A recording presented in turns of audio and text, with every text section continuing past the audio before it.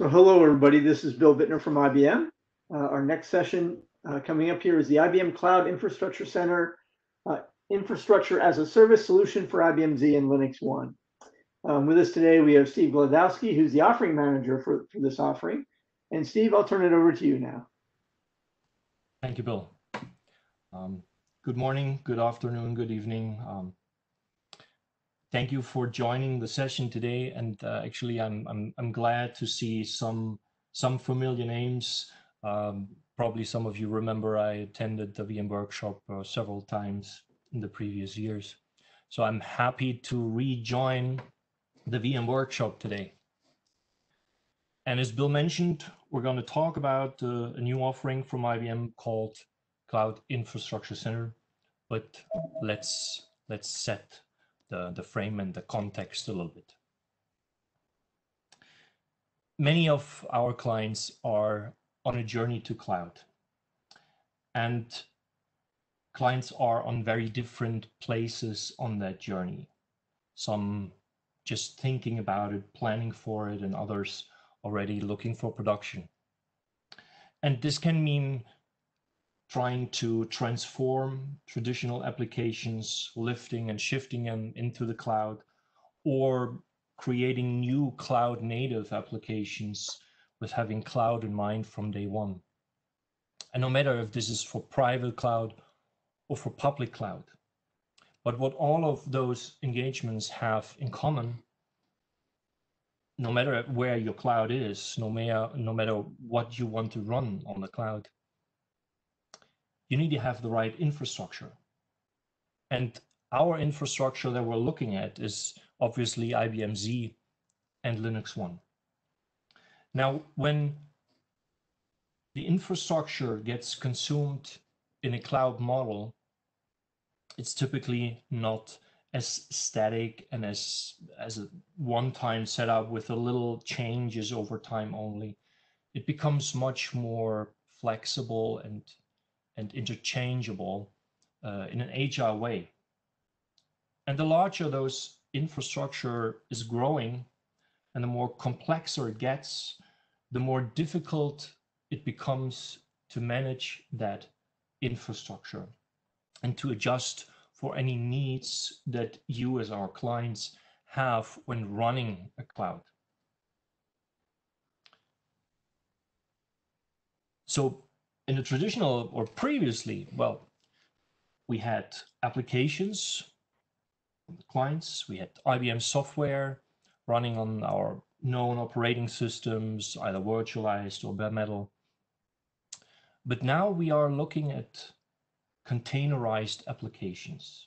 So the ones from the client, from you, but also the software from IBM being provided as cloud packs, containerized. And all those containerized applications, all those containerized software needs to run on a container platform. And the choice from IBM for that is obviously Red Hat OpenShift container platform. But as mentioned before, the more complex the environment gets, the more agile and interchangeable everything has to be, the more difficult it becomes to manage the infrastructure. And this is where Cloud Infrastructure Center actually comes into the play to help clients to simplify and automate and expedite the deployment of virtual infrastructure. Cloud Infrastructure Center is not a standalone offering, and that means, of course, customers can order it just by itself, but it actually belongs into the larger picture of our hybrid cloud strategy at IBM, and it is part, together with Cloud Paks and ZVM and Red Hat OpenShift, it's part of the private cloud solution stack. Let's have a closer look at what Cloud Infrastructure Center can do. Now, I mentioned before, it can help to manage the virtual infrastructure. It can do this consistently in an industry standard user experienced way throughout the whole life cycle of that infrastructure. It can help to expedite the deployment of that infrastructure, and it can, and it does integrate with other cloud tooling and PaaS layer applications, or platform as a service layer applications. And it does so because it includes OpenStack compatible APIs that actually allow you to integrate with all those different layers. So in this picture, we see the architectural overview of Cloud Infrastructure Center, having the product in the middle, the infrastructure at the bottom of the chart across compute, storage, and network, and the PaaS layer and the cloud automation tooling at the top. And cloud infrastructure being the thing that helps to make the infrastructure below ready to be consumed by an OpenShift or by VMware, or utilizing CloudForms and Terraform and integrating with the IBM Cloud Automation Manager, for example. From an end user perspective, there are two possible paths. So the end user can either be a person that utilizes the self-service portal that comes with Cloud Infrastructure Center, or the end user can be a person or an enterprise service management team operating any of those products, which then interact with Cloud Infrastructure Center under the covers.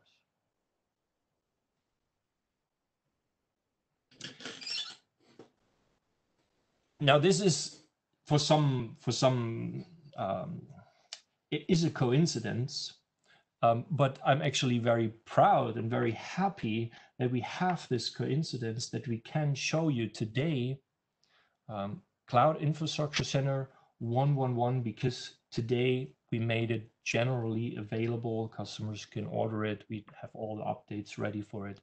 And it comes with a number of additional features where we will look into on the next slide.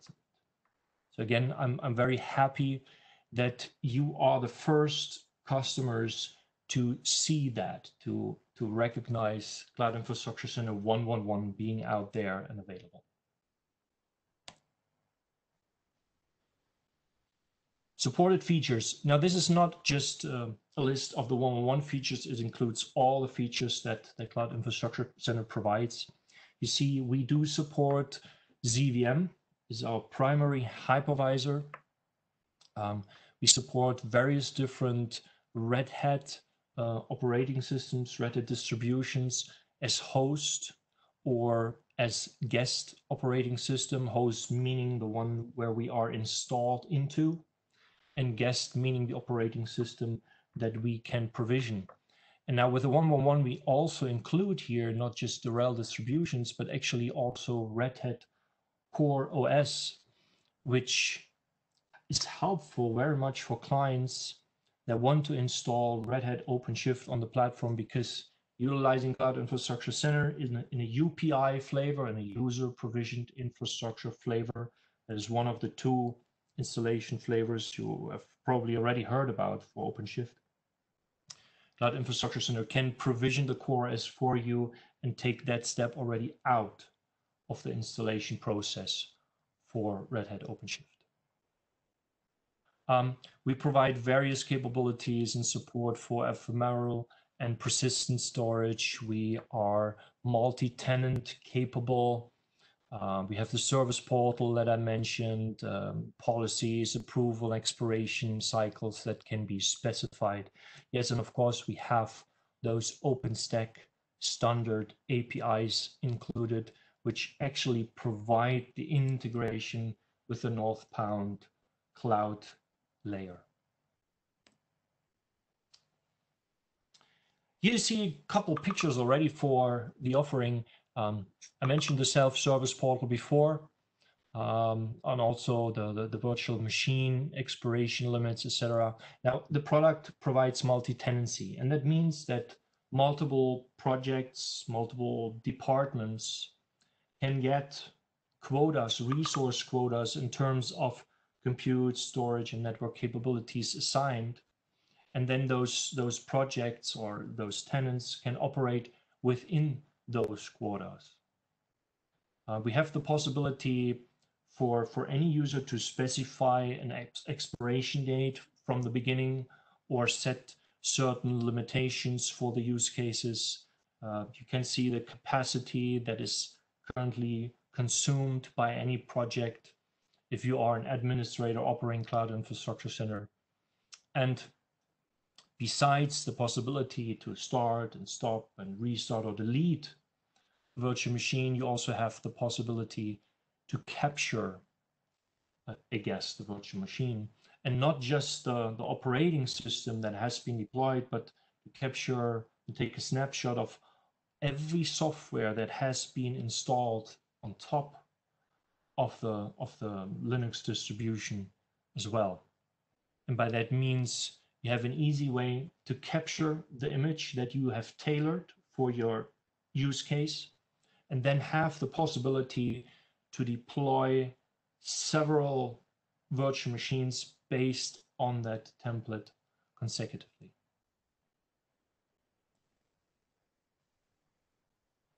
I mentioned this a little bit before, so there are different roles for what the offering has been designed.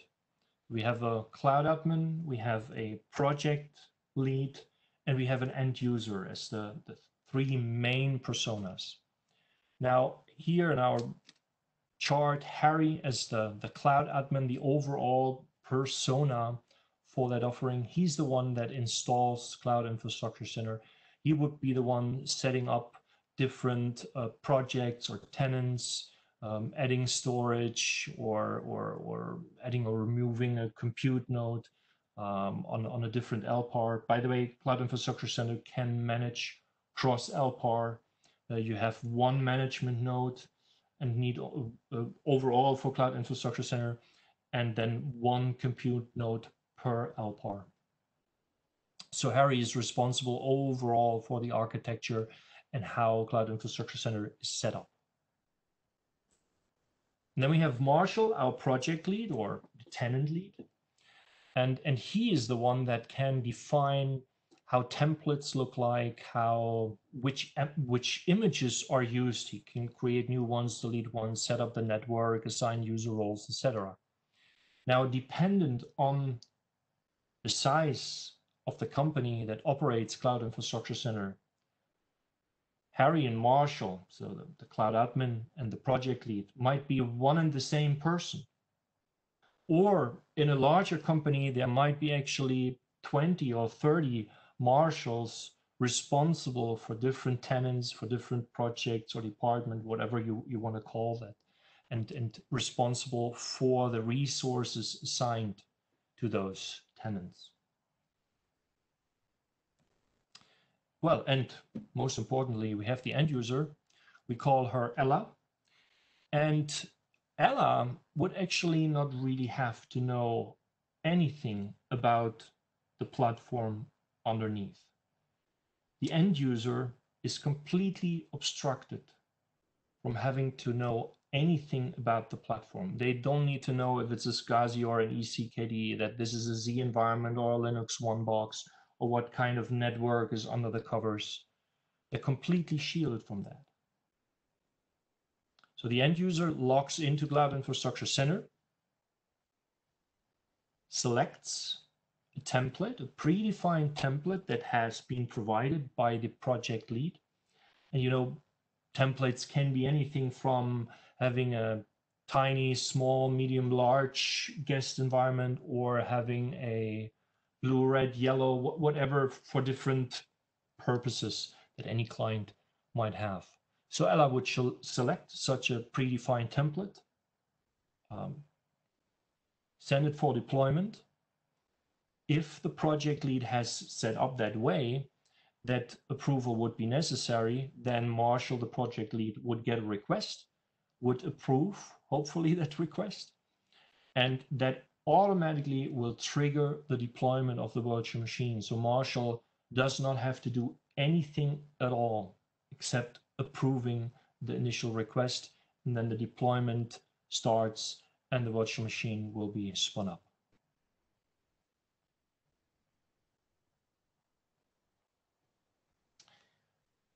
Here we see a little bit better and in more details the life cycle of the virtual machine and the process of the provisioning. So you have an image file, you can make an image out of that, you can deploy that and then start it, stop it, delete it, etc. Now, when you deploy an image like it is shown here, you would have to specify which image to choose from, what's the capacity for my ephemeral disk, what's the capacity for maybe a swap disk or persistent storage, what IP range I want to use. So you can do that and specify that for each and every single deployment. But you can also use a so-called deploy template, which makes life much more easier because in those templates, they combine the information about which image to be used, what's the network, what's the storage configuration.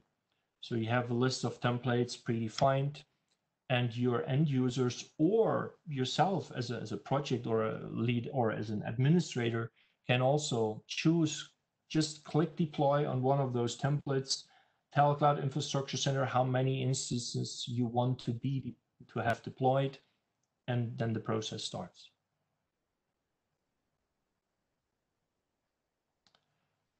So here we have a similar workflow diagram for discovery and onboarding. And this is one of the new capabilities that we introduced with the new 111 continuous delivery shipment. You are able to discover virtual machines that have been created outside of Cloud Infrastructure Center. And you probably will have maybe a lot of them. So you have the possibility to filter them by name or by date or by any category you choose. And then you can select one, multiple, or all of them and tell Cloud Infrastructure Center, hey, please onboard them into Cloud Infrastructure Center. But this is an optional process. Nobody has to do this. It's just an ability to be able to manage pre-existing virtual machines with Cloud Infrastructure Center as well. We also have some health check capabilities and some diagnostic tool included, which helps everybody, obviously, to better understand if a problem occurs, what's the problem, where do I have to look, how can I fix it? Now it gets interesting. Cloud integration. As I mentioned before, Cloud Infrastructure Center provides those OpenStack compatible APIs. And due to those OpenStack APIs, cloud management platforms such as VMware, vRealize automation in this case, or Red Hat CloudForms, or Terraform and automation services, they can consume the APIs with REST and connect to Cloud Infrastructure Center and collect data, inventory, its resources to be used with the cloud management layer.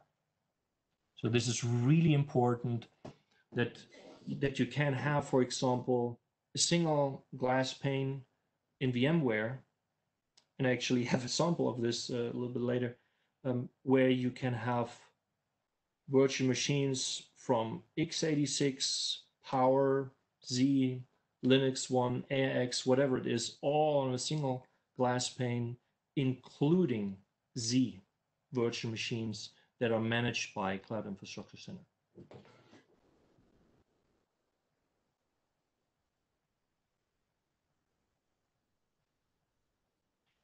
Now, specifically regarding CloudForms and Terraform, integration with Cloud Automation Manager, which probably many of you are familiar with, which is also part of the Cloud Pack, the Multicloud Cloud Pack. So you can integrate via Terraform with IBM Cloud Infrastructure Center and the Cloud Automation Manager. As mentioned before, Cloud Infrastructure Center comes with those OpenStack compatible APIs. And Terraform provides infrastructure as a code capabilities, which are part of Cloud Automation Manager and calls IBM Cloud Infrastructure Center APIs via Terraform provider.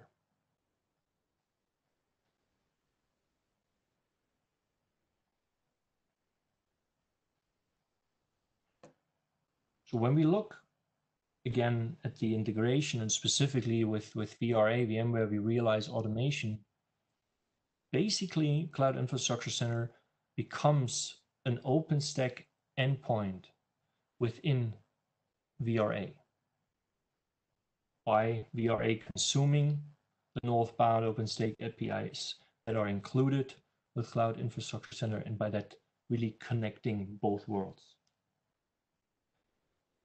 And this is how this looks like. This is just a screenshot how it looks like. We have configured Cloud Infrastructure Center as an OpenStack endpoint in VMware vRealize automation. And that's the one I mentioned before. Here you see actually this single glass pane with virtual machines from various different architectures, all on one page. So you have here the RHEL, CIC, you have the LinuxONE Power and AIX, CentOS, whatever. And this, by Cloud Infrastructure Center, you have that integration point with VMware.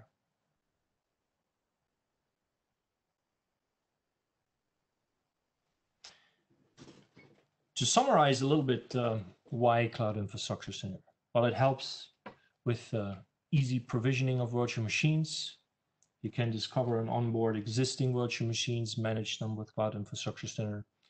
We just added LDAP support in 2 different flavors to also meet enterprise identity mapping requirements. We help fast provisioning and support specifically those Red Hat CoreOS images in order to support Red Hat OpenShift installation, multi-tenancy, easy integration with the higher level cloud automation and orchestration tooling. And last but not least, well, the point at the last bullet on the slide here, really the end user does not need to know anything about the platform underneath. It's completely abstracted so the user can focus on what the user really wants to focus on, writing applications, doing DevOps, developing something, and just using Cloud Infrastructure Center to request the provisioning of a virtual machine to do those tasks.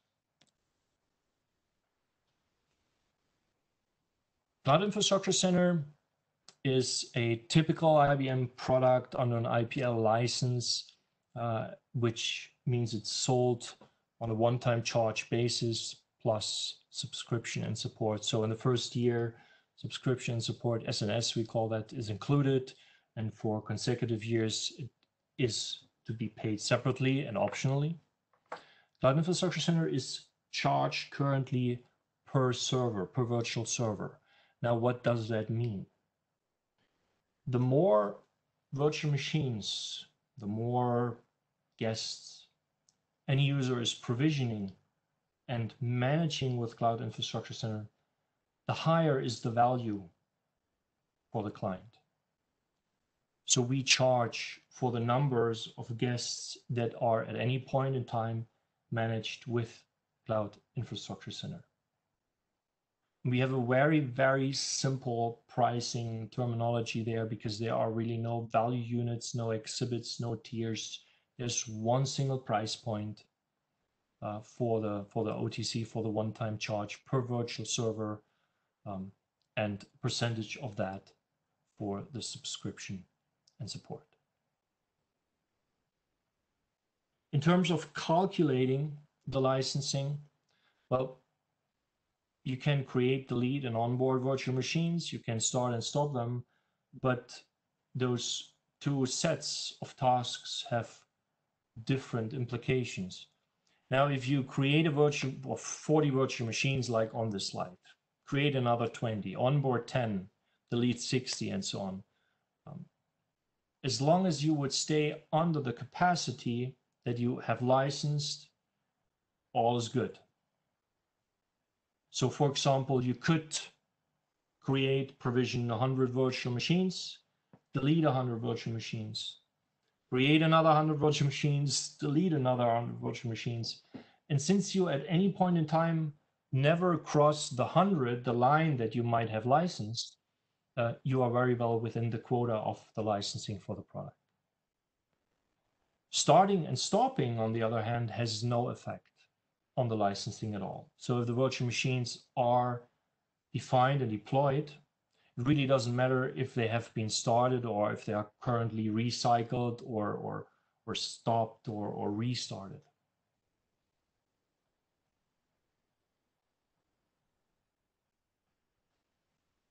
Like ZVM, Cloud Infrastructure Center can be ordered via the IBM Shopz store, but it is there located within the LinuxONE standalone product catalog, like also the US Cloud Broker, for example. And I checked this today, Cloud Infrastructure Center 1.1.1 is available. You can order, you can download it. It is there as of today. So at this point, I would like to do something else here. I would like to, let me skip the presentation mode here and switch my screen. Because I would actually like to give you a quick live demo of how Cloud Infrastructure Center looks like. This is the front screen for an administrator or a project admin. Seeing the resources and the capacities available and having those tabs here at the side. So one is for images, and I took the library and already created an image and two deploy templates for the VM workshop. And then we have here as the next tab, virtual machines, all the virtual machines deployed under the control of Cloud Infrastructure Center, of this instance of Cloud Infrastructure Center. Then you have your hosts, so you can add compute nodes or adding LPARs to be managed, or their virtual infrastructure to be managed. You have another tab for networks and another one for storage. Now here at the top of the screen, I have a second instance of Cloud Infrastructure Center up and running. And that's the view from an end user perspective. The end user that is completely abstracted from the underneath platform really doesn't know about the storage and the network settings and whatever is involved there. The end user will see the deploy templates that have been predefined by the administrator. So in this case, I took the liberty and created a VM Workshop North Carolina and a VM Workshop Ohio template. You see they have different sizes in terms of processor, memory, capacity. So let's look at this, the template for Ohio. So you see the details here, disk size that have been defined. We have 0 for ephemeral and swap here because I want to actually show how this deploys, and the smaller the size is, the faster this will happen. So we see we will deploy RHEL 7.8 image using that template. Let's do that. I click on the deploy, and then I get a pop-up that asks me how many instances I want to deploy. So I will leave it at 1 because I want this not to take more than a couple minutes. And because the administrator for that instance of Cloud Infrastructure Center has decided that there has to be an approval flow, so this request has to be approved. So the message for the administrator will be, please approve. I click deploy. And when I switch over to the administrator screen, then we will, under requests, see, hopefully soon, a new request. There it is, new request. So the project 1 user 1 has requested the deployment of a virtual machine based on the template VM Workshop Ohio. Well, and this one is pending. So I can select that one as the administrator or as the project manager for this instance. And I can deny or approve. So let's say approve.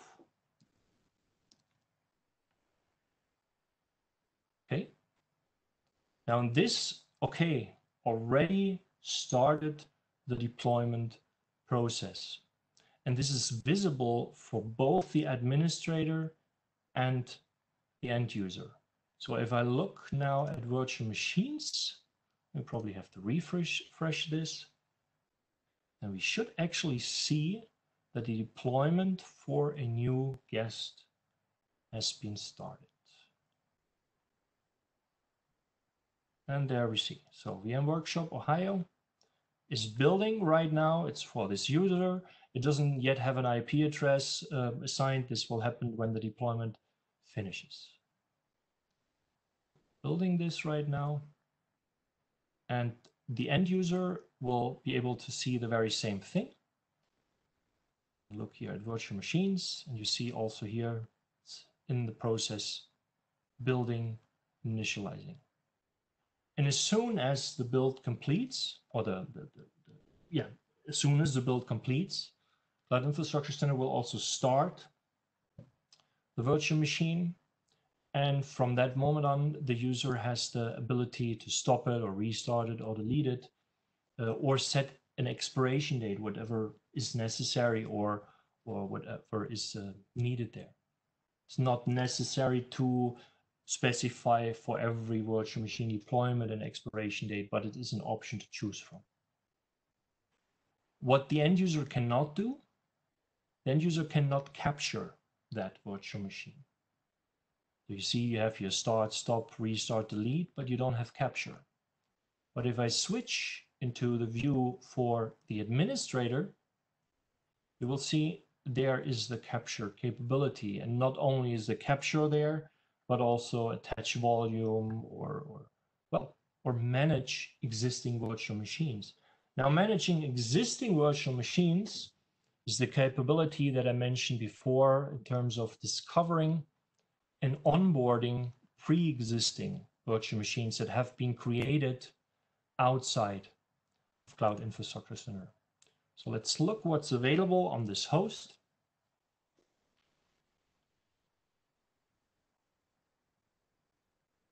So we actually have 88 virtual machines that are available and that are not managed by Cloud Infrastructure Center. You're probably wondering why there is a tab for supported and not supported.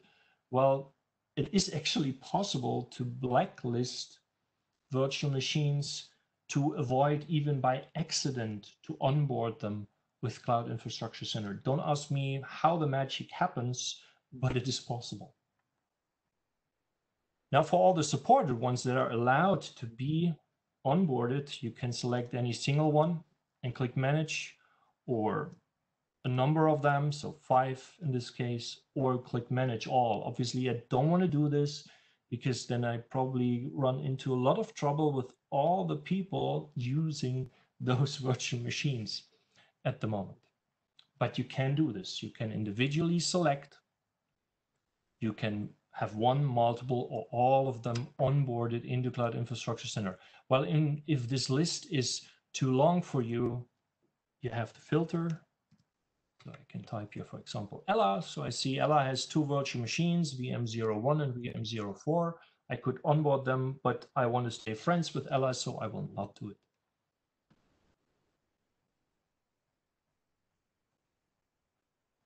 So our virtual machine is still initializing, so it's still in the process to be built. This usually takes between 3 and 5 minutes, depending on the size and on the network connection. And this looks the same here from the perspective of the end user as well. Now, while this one is deploying, the end user could go here and actually say, hey, I want to deploy another one. There is no reason why you would have to wait for one to finish deployment before you can start to request the deployment of a second virtual machine. I'm just clicking this here. Let's have a look. Still building that one. It takes a few minutes.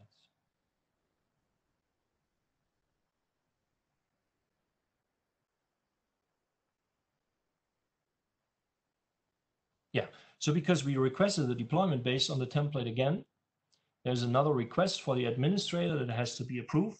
I'm not going to do this now because I don't want to trigger a second deployment, but I wanted to show you that there is really no limitation in terms of having to wait for one deployment to finish before you can initiate the second one.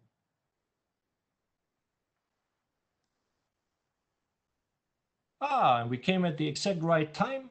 So now our virtual machine has finished deploying and is up and running. I can select it, I can delete it, I can specify the expiration date, I can stop it, whatever is necessary, whatever the end user at that point in time wants to do. So this was a glimpse of the possibilities, of the capabilities that Cloud Infrastructure Center provides. I hope that helped giving you an initial impression of the product itself. Now we do have as many, or I think most IBM products, we have a IBM Knowledge Center with a lot of information, how to set up, how to use the product, what's the features, what's the requirements, or what's the do's, what's the don'ts. So I can only encourage you to go there. Of course, you don't need to purchase the product to look at the product description that is available for everyone, everywhere, anytime. And there's actually a lot of additional information available. There's a marketplace page at ibm.com, the support portal for the product. I think we released today a brand new blog in relation of Cloud Infrastructure Center to be used to help with the installation of a Red Hat OpenShift. You can actually request a demo. So I think you all will receive the slides.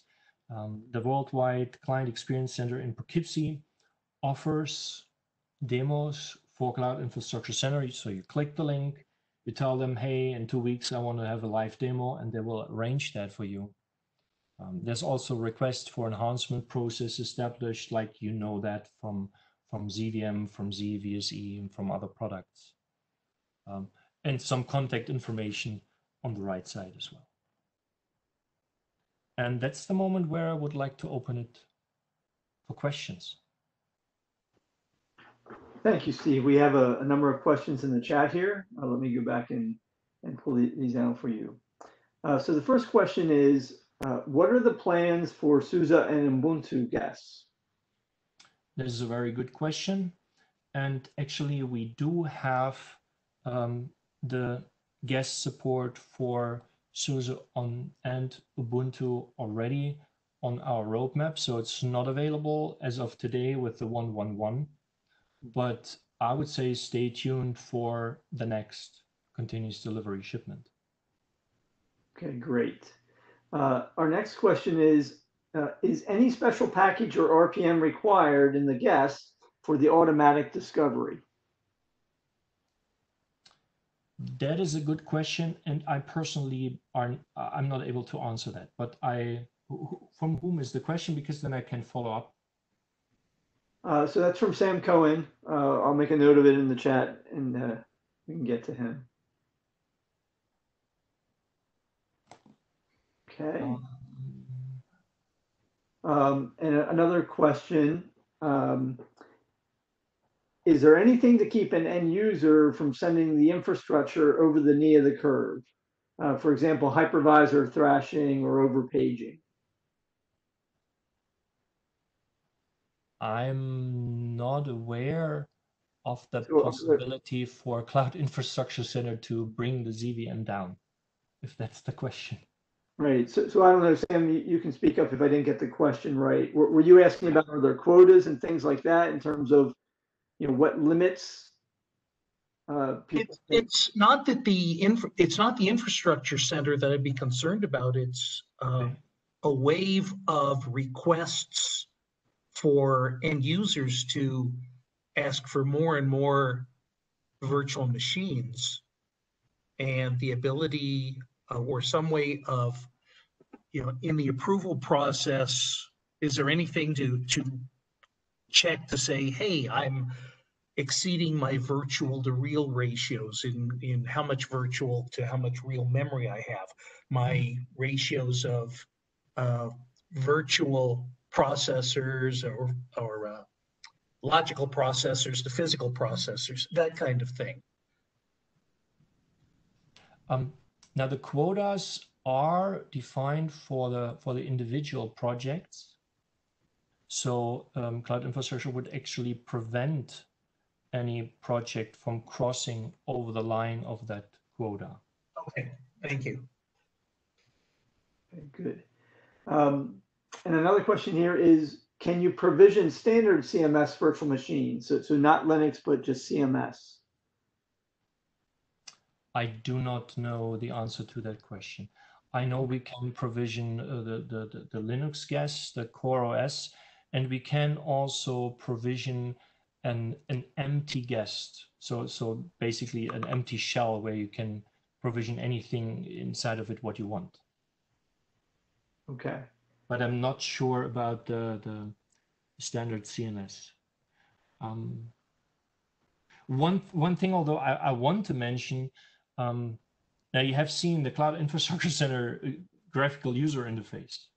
Everything that the user interface, that the self-service portal provides and more is available as well as via the APIs and also via CLI's command line interface. So you really can, if you want, not use the graphical user interface at all and do everything with scripts and command line and API, RESTful APIs for that matter.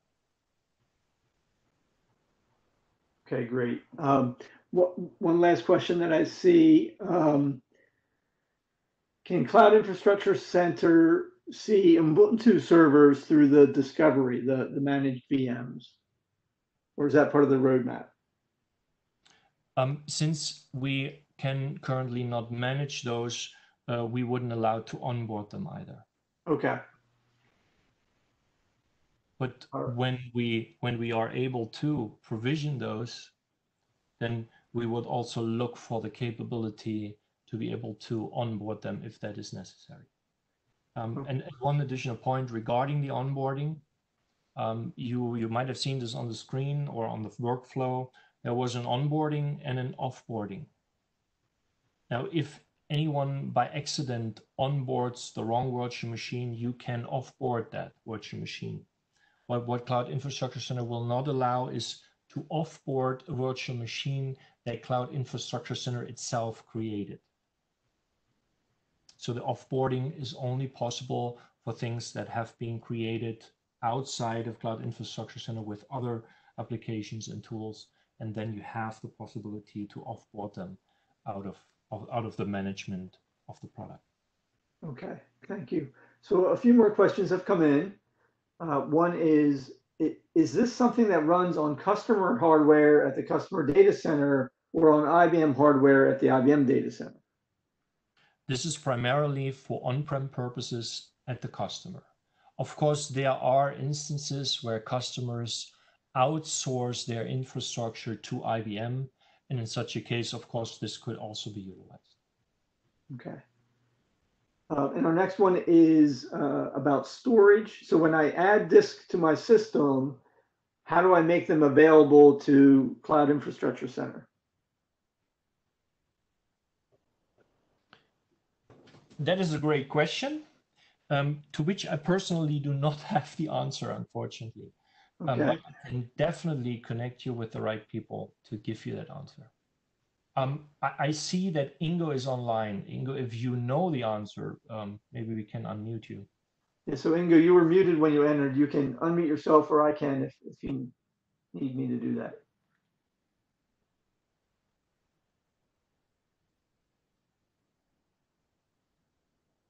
You appear muted also.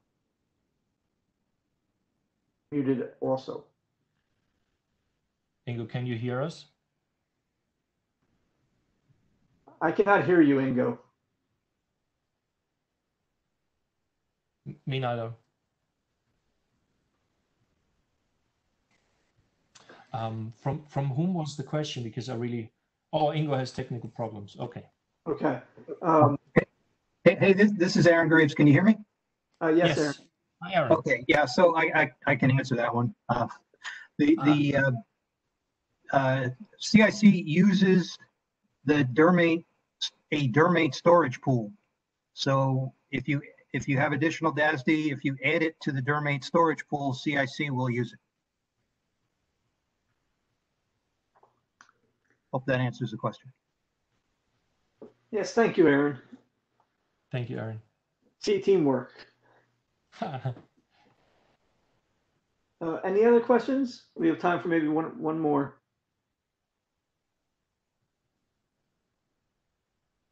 All right. Well, thank you very much, Steve. If you think of other questions, folks, want to put them in the chat. We'll make sure we capture that later on and get that to them. I want to thank Steve and Ingo for taking time. I know it's a little bit later there over in Germany, but appreciate their time with us today. And again, thank you from my side to each and everyone from the VM workshop, all our clients. It really is a privilege to be here. I would have loved to meet you all in person. Maybe we can do this next year, but I'm really happy to have the chance to meet you at least virtually this year. Thank you so much.